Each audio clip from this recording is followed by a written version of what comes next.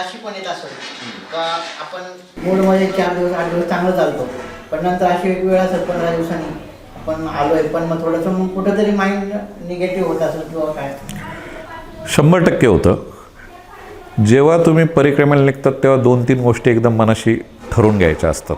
म्हणजे त्याची एक आपण म्हणतो ना, जसं पूर्व तयारीमध्ये, जसं आता मला परिक्रमेला जायचं होतं, मी पूर्वतयारी काय काय केली, तर सगळ्यात पहिल्यांदा मी तयारी अशी केली की आपल्याला रोज 4-5 किलोमीटर चालायला लागेल, 8 किलोमीटर चालायला लागेल. मग ती चालायची मी आधी प्रॅक्टिस केली. आणि दुसरी पूर्वतयारी जी असते ती मानसिक शक्ती वाढवायची. मानसिक शक्ती वाढवणं हे खूप मोठं टास्क आहे आणि ते सहजगत्या अचीव होणं हे देखील अवघड आहे. पण एकदा ठरवलं की मैया तुमच्याकडनं ते 100% करून घेते.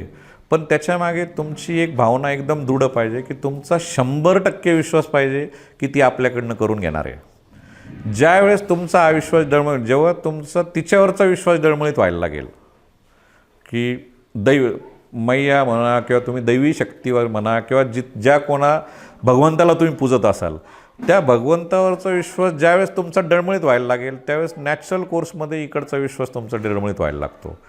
जोपर्यंत तुमचा तिथं दृढ विश्वास आहे तोपर्यंत ती शक्तीच तुम्हाला आपोआप घेऊन जाते. एकदा तिथला विश्वास डळमळीत व्हायला लागला की तसे प्रसंग येतात. माझ्या बाबतीतही आले, तुम्हाला मी तर तसे सांगेल, काही प्रॉब्लेम नाही.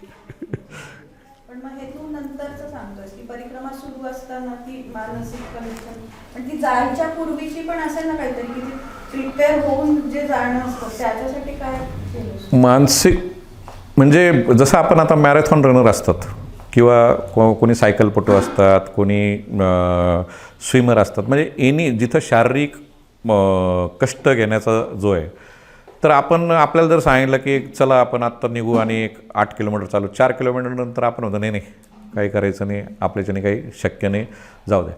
तर तिथं आयडियली बघितलं तर आपलं शरीर नाही थकत, आपलं मन थकतं.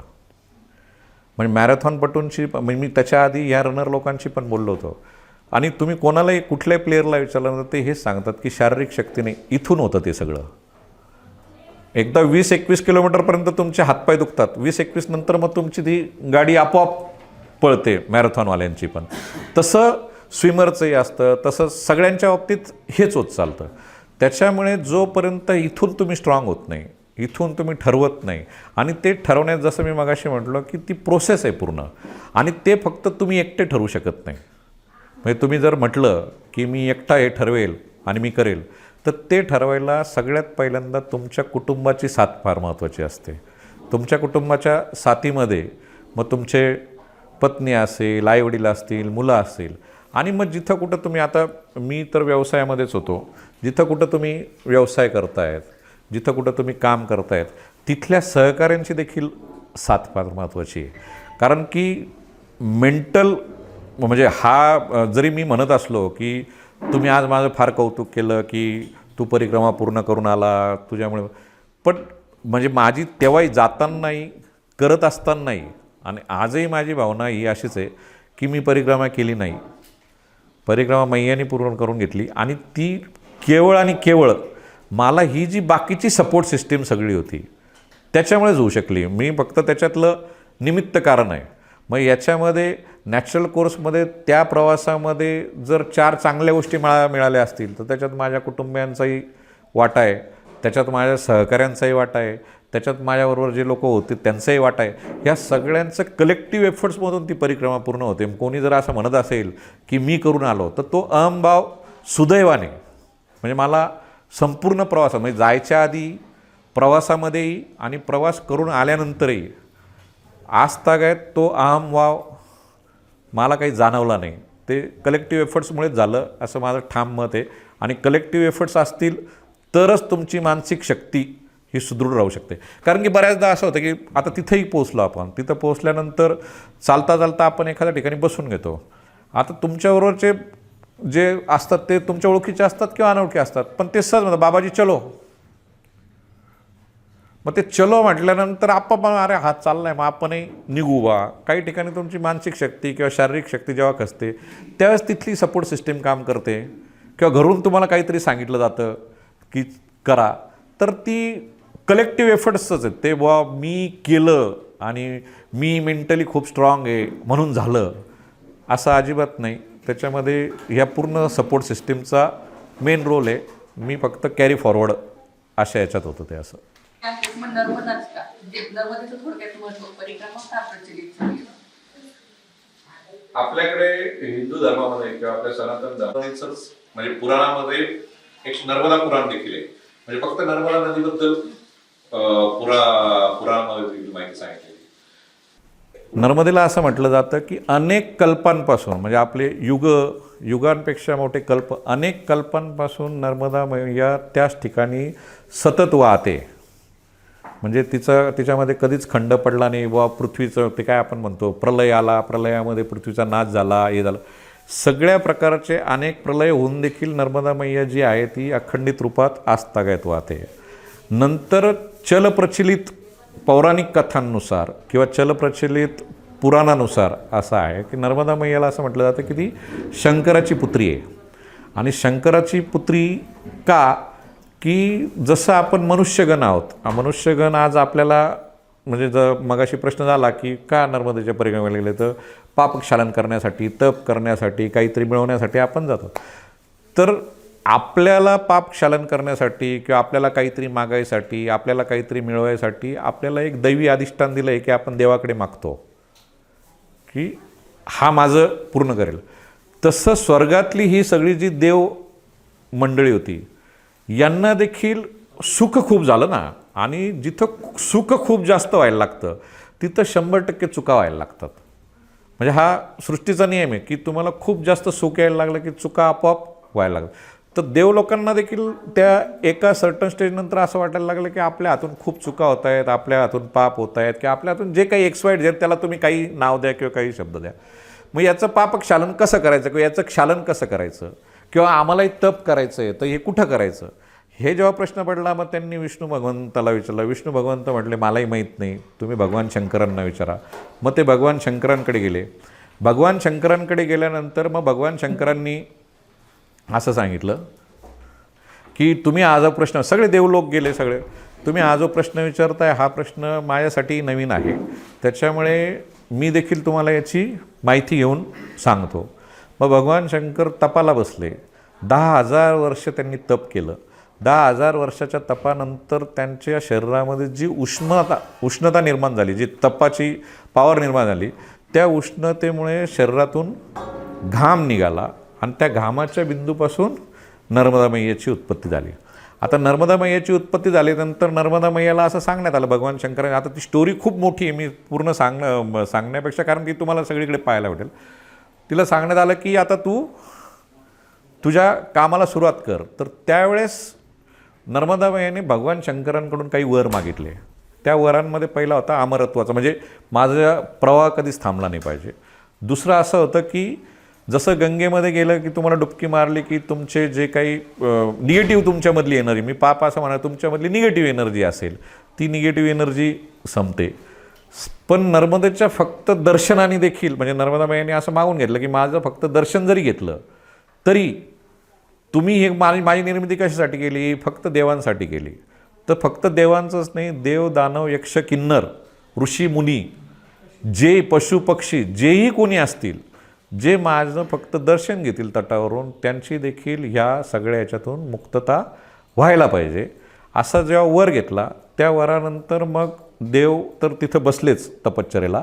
पण आजही असं म्हटलं जातं की नर्मदेच्या किनाऱ्यावर इतके साधू संत आहेत की त्यांचे कमंडलू चिकटून इतके बसलेले आहेत ते काठाने. म्हणजे इतकं ती तपोभूमी जे म्हटलं जातं, इतकं ती पवित्र. आणि हे बोलून किंवा चालून किंवा तुम्ही असं समजत नाही, तिथं जाऊन जोपर्यंत तुम्ही ते एक्सपिरियन्स करत नाही, म्हणजे त्याशिवाय ते जाणवत नाही. तर इतकं ते पवित्र आहे. म्हणजे अशी आपण जेवढे देव म्हणतो, मग सूर्य भगवान असतील, तुमचे युधिष्ठिर असेल, तुमचे पांडव असतील, तुमचे सगळे सप्तर्षी जे आहेत ते सप्तर्षी असतील, नंतर दत्तगुरू भगवान असतील, हे सगळ्यांनी नर्मदेच्या काठ्यावर तप केलेलं आहे. मग आपण आज कदाचित त्यांना कुठल्या रूपात पाहू शकत नाही, पण तिथं जाऊन किमान थोडंसं ते म्हणतो आपण तीर्थाचे दोन हे शिंपडले जातील बा, ही एक भावना आपल्या कलियुगामध्ये ती प्रचलित झाली असावी. आणि त्यावेळेसच्या ऋषीमुनी, मग मार्कंडेय ऋषींनी पहिल्यांदा ती परिक्रमा केली. आणि मग त्यांनी नंतर धर्मराजाला सांगितली की तू एवढं सगळं धर्मयुद्ध जिंकला, सगळं झालं, तर तू पण एकदा परिक्रमा कर. आणि मग ती पुढं प्रचलित झाली. आणि मग त्या देवतांनी केल्यानंतर, ऋषीमुनींनी केल्यानंतर आपल्यासारखे जे क्षुद्र किंवा सर्वसामान्य जे आहेत ते देखील ही परिक्रमा करतात, जेणेकरून थोडंफार पॉझिटिव्ह एनर्जी आपल्यामध्ये निर्माण होईल.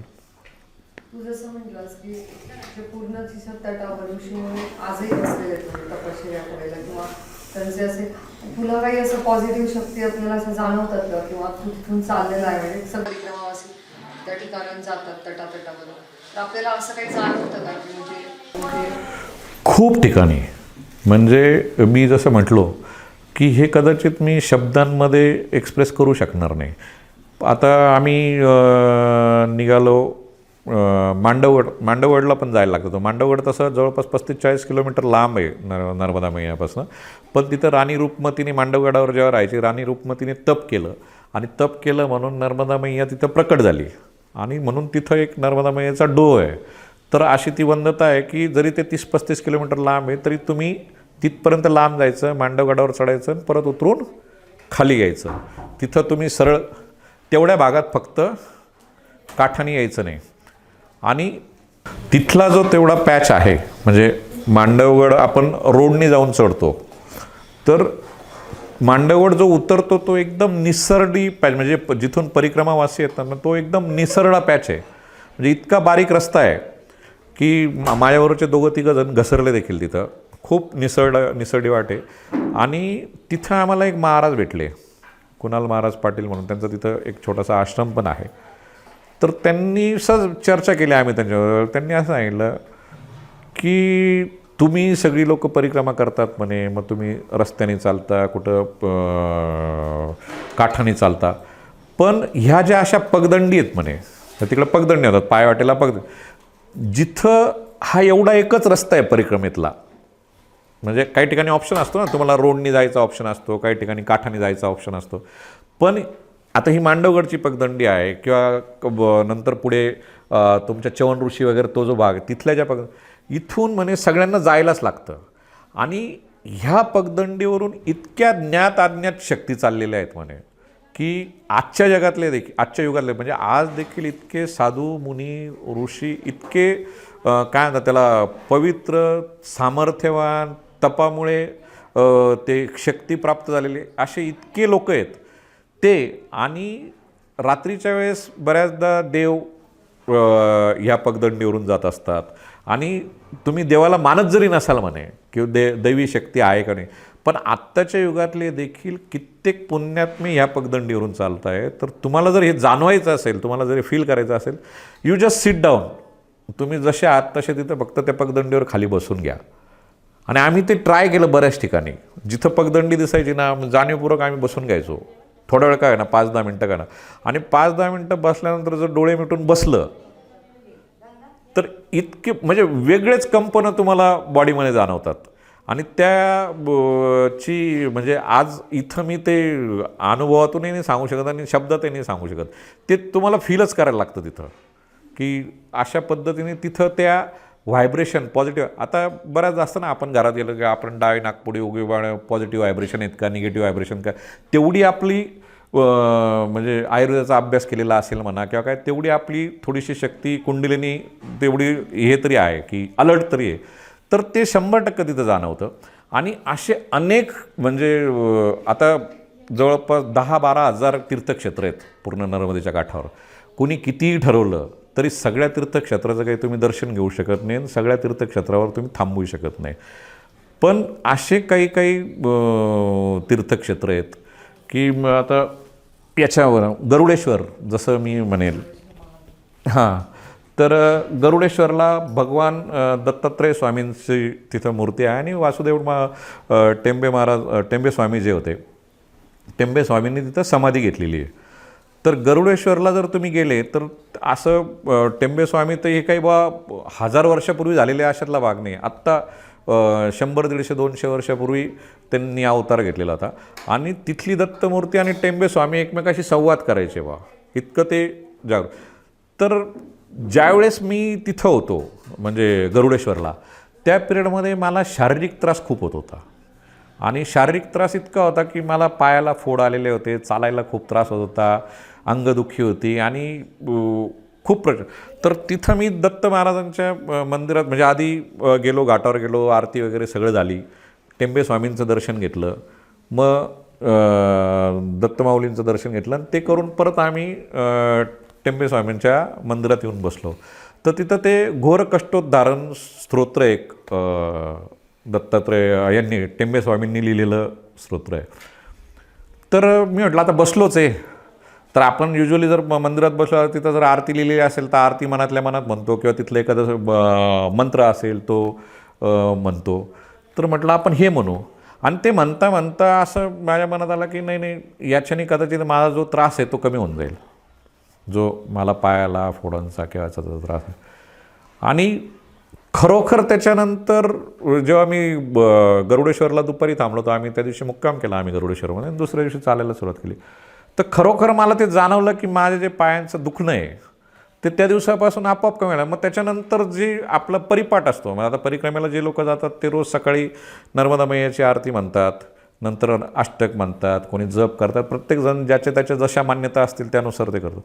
मग मी ते घोरकष्टोद्धारण मंत्र म्हणायला सुरुवात केली. त्रास रोज व्हायचा, पण जेव्हा ते मंत्र आपण म्हणतो, ते मंत्र म्हटल्यानंतर तुम्हाला आज आपोआप शांत झोप लागणार, शांत वाटणार. तर असे अनेक ठिकाण म्हणजे गरुडेश्वर झालं, नंतर भालोदला पण प्रतापे महाराज आहेत, तिथं भालोदचं दत्त मंदिर जे आहेत ते देखील खूप छान आहे. नंतर आपण आयुर्वेदामध्ये म्हणतो च्यवन ऋषी म्हणजे ज्यांनी च्यवनप्राश बनवला, तर च्यवन ऋषींचा एक तिथं आश्रम आहे. ते च्यवन ऋषींच्या आश्रमामध्ये हजारो वर्षापूर्वीची जुनी शिवलिंग आहे. तर आम्ही आदल्या दिवशी गेलो, आम्ही संध्याकाळी पोहोचल्यानंतर जाऊन मंदिरात दर्शन वगैरे घेऊन आलो आणि आमची मुक्कामाची सोय थोडी बाजूला होती. म्हटलं आपण काय करू की सकाळी लवकर उठू आणि येऊन थांबू. तर तिथं काय आहे, तिथं ते सगळे साधू महंत बघतात तो आश्रम. तर जोपर्यंत तुम्ही त्यांची परवानगी घेत नाही तोपर्यंत तुम्हाला तिथे जाता येत नाही. मग मी आदल्या दिवशी जाऊन प्रॉपर त्यांची परवानगी घेतली की मला उद्या सकाळी दर्शनाला. ते म्हणे काय कोई बात नाही बाबाजी, आप कभी भी आ सकते. बाबा तिथं जेवढे परिक्रमावासी असतात त्यांना बाबाजी म्हणतात. तर आप आ सकते और आप कर सकते. मग आम्ही 3:30-4ला जाऊन, आणि तो दिवस होता 1 जानेवारी 2024. तर माझं नवीन वर्षाची सुरुवात च्यवन ऋषींच्या आश्रमामध्ये जे शंकराचं मंदिर शिवलिंग जे होतं तिथं मी जवळपास 1-1.5 तास शांतपणे बसून राहिलो. मला जे काही माझे बीजमंत्र असेल जे काय त्याचं पठण केलं, तर ती इतकी पॉझिटिव्ह एनर्जी जाणवते तुम्हाला. म्हणजे त्या दिवशी चालत असताना आता आपला मुळात स्वभाव उपद्रव म्हणजे हे करू ते करू, ते इतक्या न्यू कन्सेप्ट सगळ्या डोक्यात, म्हणजे ती एनर्जी तुम्हाला आपोआप ॲक्शनमध्ये कन्वर्ट होते.